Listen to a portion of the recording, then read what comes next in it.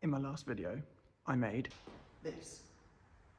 There was a lot of routing, especially these bits. And I did it all with a template. How am I getting down? So in this one, I'm showing you how to use a router with a guide bush to make your mortise for your tenon. Let's get on it.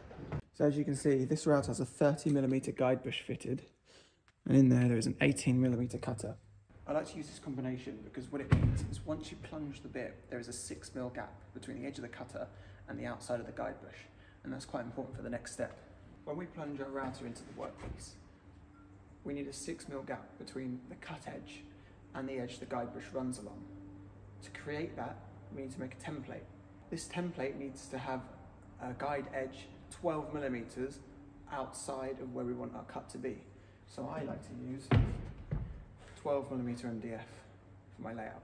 Simply take your tenon, take some 12mm MDF and line around the tenon, like so.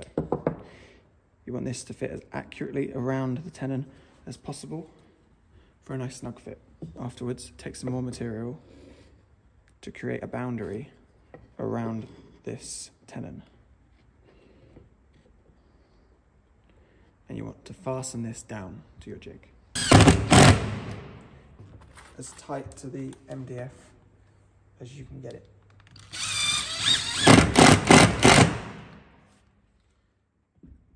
If done correctly, this should be a snug fit when removing. Oh, that felt good. Then remove the inside pieces. And what you have here is phase 1 of our jig. Cure the jig down. Take your router with a 30mm guide bush and the 18mm cutter fitted, and we want to route through this board in multiple passes. Don't forget to wear your colourful ear defenders.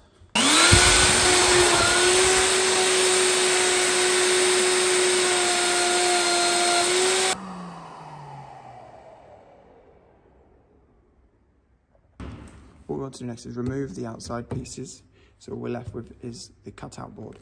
Doesn't look like much now, but this is our completed jig. I've fitted the jig to a scrap piece of MDF for a test fit. Let's give it a go.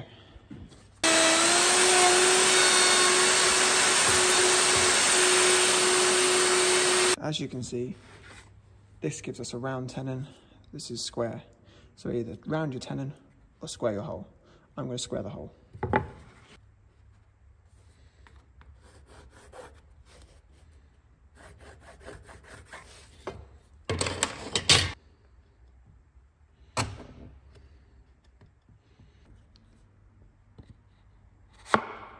There we have it.